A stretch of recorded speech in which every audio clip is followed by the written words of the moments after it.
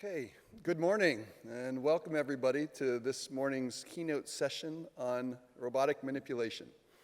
My name is Kevin Lynch. I am the director of the Center for Robotics and Biosystems at Northwestern University, and I'm also the research director of the newly established U.S. National Science Foundation Engineering Research Center on Human Augmentation via Dexterity. And so our topic today is robotic manipulation. And we could roughly define robotic manipulation or dexterous robotic manipulation as doing useful physical work to change the state of the world outside of the robot itself. This is an incredibly broad problem statement. And I think perhaps it's the greatest challenge to robotics today. So if you want to get your robot to do anything useful to the world, that is a form of manipulation. So today, we're going to have 4 speakers, esteemed researchers from around the world, leaders in this research field: Tamim Asfour, Yasuhisa Hasegawa, Alberto Rodriguez, and Shuran Song, representing academia and industry to tell us about the latest work that they're doing. So again, I think that robotic manipulation is perhaps the most challenging and most important problem facing us. It's where the power of artificial intelligence gets expressed in the world, gets expressed as useful physical work. And so we have to solve that interface where robots are changing the state of the world, and through multiple contacts, various control strategies, artificial intelligence, and all of these things are contributing. So it's a very complex problem, and some of the parameters of that problem will be described today. But I also think we're living in a golden age of robot manipulation, where there's been tremendous investment in robot manipulation just over the past few years, and exciting advances in its component technologies like artificial intelligence, tactile sensing, haptic display to human users, novel actuators, new control techniques, and many more, some of which will be the topic of today's discussion. So I think we're really met here at an exciting time for robot manipulation, and I hope you'll join me in welcoming these speakers and engaging actively. So they will speak for each about 12 minutes, followed by 3 minutes for Q&A.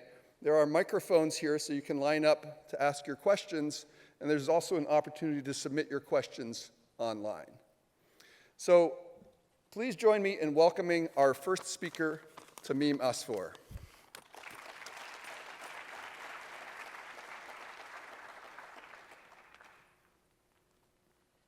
Yeah, thank you very much. Good morning, everybody. It's a pleasure for me to be here and to talk. Thanks to ICRA 25 for inviting me to be one of the keynote speakers here. And in my talk, I will actually discuss few challenges and ideas about robotic manipulation. So I have been working more than 25 years on developing humanoid robots which should, in particular, perform grasping and manipulation tasks in daily environments. And as mentioned actually by Kevin, robotic manipulation is the grand challenge. Manipulation is the grand challenge of robotics. And it's not just only a technical problem we have to address, but it's a fundamental gateway to intelligence. So intelligence as the ability to detect change in the world is intertwined with manipulation. We only can change the world through physical interaction and through manipulation. So in this talk, actually, I would claim that manipulation is about understanding constraints, about detecting these constraints, about learning these constraints, for example, from human demonstration, from interaction with the environment, and leveraging these constraints for control, but also for learning. As you may know, many people actually viewed the problem of manipulation and talked about constraints. If you think about, of course, Matt Mason, Oliver Brock, and others. And I believe what we still miss is a framework which somehow can formalize constraints for manipulation tasks. We need a kind of language, actually, which bridge the gap between perception, planning, learning, and control in manipulation. So the question is, how actually can we detect constraints? How can we formulate constraints? How we can learn constraints from demonstration and interaction, as mentioned, and leverage them for control and for learning. And my claim today is that taxonomies, which we know, for example, from the area of grasping, are or could be a powerful framework for formulating and understanding the space of possible constraints in manipulation. As we know from grasping, actually, grasping taxonomies inspired many of us working in the area. For example, in order to deal with the complexity of the human hand, to simplify grasp synthesis, to inspire hand design, and so on. And what we did in the past in our work, we introduced several taxonomies related to manipulation. The first one is a bimanual manipulation taxonomy, and the second one is a taxonomy for local manipulation tasks, which I would like to explain briefly to you. So bimanual manipulation, as we know, we can distinguish between uncoordinated and coordinated actions on the top level, and many of these taxonomies were introduced in the literature with focus on different aspects, for example, in neuroscience and in rehabilitation, but also in robotics, where people only distinguish between tightly coupled and loosely coupled bimanual manipulation. Here, we actually provide a taxonomy based on these insights from neuroscience, rehabilitation science, and robotic, a taxonomy which is also applicable in robotics. So uncoordinated actions, as we know, unimanual actions where the hands perform different tasks which are completely independent of each other, or where only one hand actually here perform a task, the other hand is completely inactive. But we wanted also to include these unimanual activities in the description of the taxonomy. Uncoordinated bimanual actions is where both hands actually execute two independent tasks, like, for example, holding a cup of coffee and writing with the right hand, for example. But what's important are the coordinated tasks, the coordinated bimanual tasks, where we distinguish between loosely coupled manipulations, where we have kind of spatial and temporal constraints in the execution of the task, and tightly coupled manipulations where, in addition to these temporal and spatial constraints, force constraints are very important. And you see here examples of these loosely coupled tasks. You see here that the hands actually, they have to fulfill or to meet some spatial constraints via points or temporal synchronization in the execution of the task, but there is no physical coupling between the hands during the execution. This is what we have in the tightly coupled tasks, where here the role of the hand is very important. So where, of course, in addition to the spatial and temporal constraints, we have force constraints between the hands all during the entire task, or we have hands which can be, or tasks where a hand can be dominant and provide the reference frame for the other hand during the execution. This is what we know actually in robotics from master-slave control strategies or leader-follower control strategies. So this is a taxonomy what we proposed, and the question is now, can we actually describe manipulation tasks as sequences of categories of these taxonomies, what I presented before?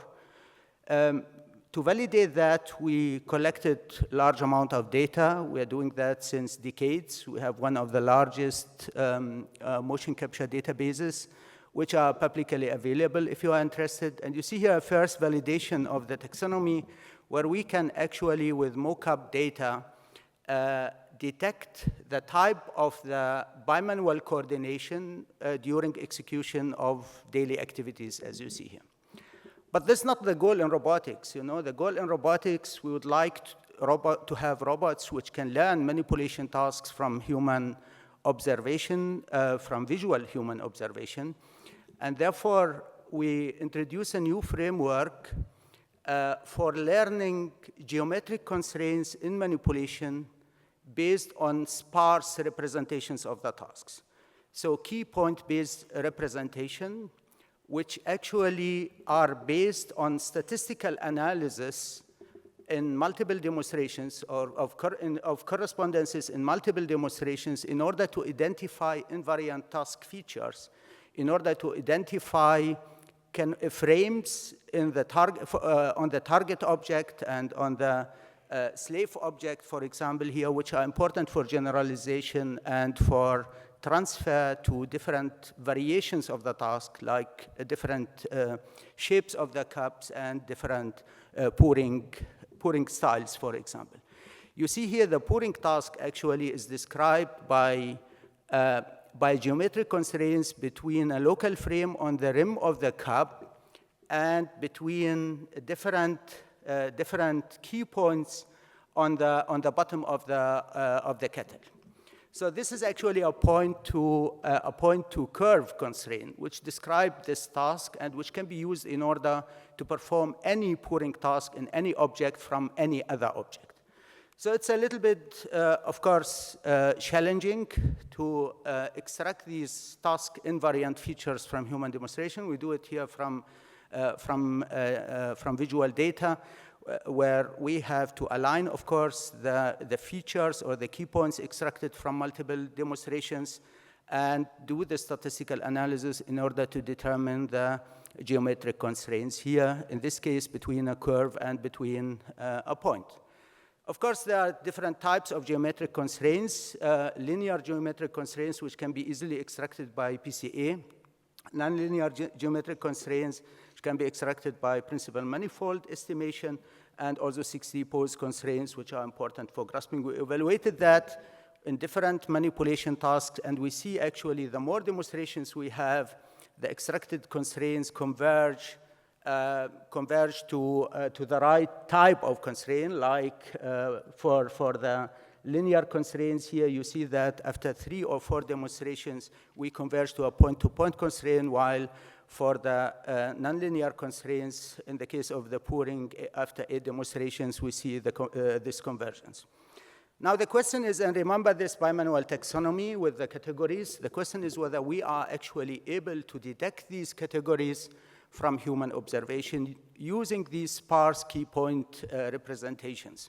And this is what we did. We introduced a new graphical representation which describes object-action relations in bimanual tasks. In bimanual tasks, we don't have only one single master and slave objects. We have multiple objects, actually, which can be the target of the manipulation. We consider the hands also as objects. And based on the constraints before, we can actually automatically extract the type of bimanual coordination and execute that on the robot. You see here different examples for coordinated loosely coupled motions, for coordinated tightly coupled motions learned from 6 demonstrations, or uncoordinated bimanual actions, or uncoordinated unimanual actions. But manipulation in robotics, in particular in humanoid robotics, is not only about bimanual, but also about local manipulation tasks. And for that, we introduced a few years ago with Julia Porras, actually, who is here in the room, a taxonomy which describes whole body support poses. And this taxonomy, as you see here, consists of 46 classes, describe different poses of the body with the environment based on the number of contact with the environment. And of course, we consider here the type of contact with the environment, and the lines, what you see here, are transitions between different poses of the body. And you see here, for example, the task of stepping the stairs, that this task can be described only by 4 distinctive poses of this taxonomy. The generated graph, what you can see here on the right hand, describe actually this task with all contact constraints which are involved in stepping the stairs. Of course, as mentioned, we have a large amount of using the data we have. You see here different local manipulation tasks, and you see on the top of the video the poses of the whole body which are needed in order to execute these tasks. Why do we need that, or what can we do with that? We can actually solve a very challenging problem in robotics, in humanoid robotics, multi-contact whole body motion generation, where here we learn statistically the conditional transition probabilities between whole body poses of the taxonomy using that time in 2018 Ngram models, which are learned from segmented human motion data. Now, what's the message here? Can we solve everything? So actually, I have the idea that maybe this whole body taxonomy describing local manipulation tasks can be specified in more details, for example, for bimanual manipulation tasks, as I described before. And this can be linked also to one of the taxonomy, grasping taxonomies we know in the literature, like the Katkowski taxonomy we see here. A lot of work, but my message is taxonomies are structured frameworks for understanding the space of possible constraints in manipulation, could be actually powerful inductive bias for learning and enable transfer and generalization through cross-task analogies. However, they are rigid, yeah, and they don't really capture the continuous and more importantly, the force-based nature of robotic manipulation tasks. They cannot handle edge cases. None of these taxonomies can handle manipulation of deformable objects. They may risk oversimplifying complex problem. They ignore, of course, the context dependency and can over-constrain learning. So they are a powerful tool, but they are not the complete solution.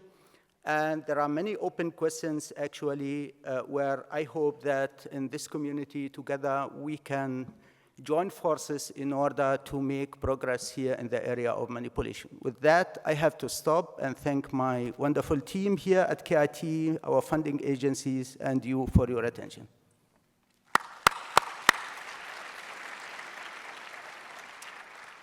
Thank you, Tamim. First of all, I have to apologize. I didn't properly introduce Tamim, maybe thinking that everybody here knows him because we've almost all submitted a paper to him. Tamim is the editor-in-chief of the Robotics and Automation Letters. He's a professor at the Karlsruhe Institute of Technology. He's the founding editor-in-chief of the Humanoids Conference editorial board and the president of the executive board of the German Robotics Society. But perhaps most importantly, he's a member of the scientific advisory board for the Hand Engineering Research Center. So with that, I'd like to turn it over to any questions from the audience. I believe we have one over here. Yeah, great talk, Tamim. I really enjoyed this taxonomy approach. I guess my question is sort of this question of biomimicry or biomimetics versus maybe we can have our manipulation tasks or robots or humanoids doing other types of tasks. How much should we try to focus on how humans use our hands or our bodies to sort of approach furthering the field? Yeah, thank you very much for the question. So I think actually we should keep considering human as the most important source of inspiration for us, yeah. I mean, we are in humanoid robotics in particular, we are aiming at robots which are able to perform any task what a human can perform in any environment, yeah. And I think this is the right way to go. Maybe there are other ideas which are better than looking into human. We know currently that there are many approaches where people are trying to learn everything from data from the scratch.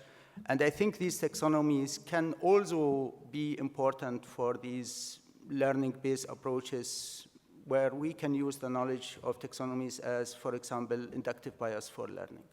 Yeah, really nice, thank you. So I have a question. So you're showing work on the observational data that you've collected from humans performing tasks, and of course that's vision data primarily. Mm-hmm. So can you speak towards the importance of having vision data, force data, tactile data, other data to learn to perform dexterous tasks? Right. Actually, in this work where we learn sparse key point-based representations for visual imitation learning, we only have visual data. But in the mock-up data, what we collected, we have multimodal information like whole body motion, like RGBD data. We started collecting data about forces involved in grasping and manipulation objects.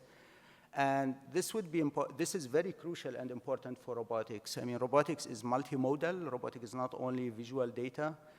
And I hope that we will be, with novel technologies, we will be able actually to collect large-scale multimodal data for manipulation, which in particular include force information. Of course, this can be combined with simulations, but we know that we don't really have perfect simulations in terms of contact modeling, in terms of forces, right? I mean, if we have these perfect simulators which model realistic views, model contact in an accurate manner, then maybe we don't need to collect these data. Maybe simulation will be the solution, but I doubt that this will be the case. Okay, please join me in thanking Tamim.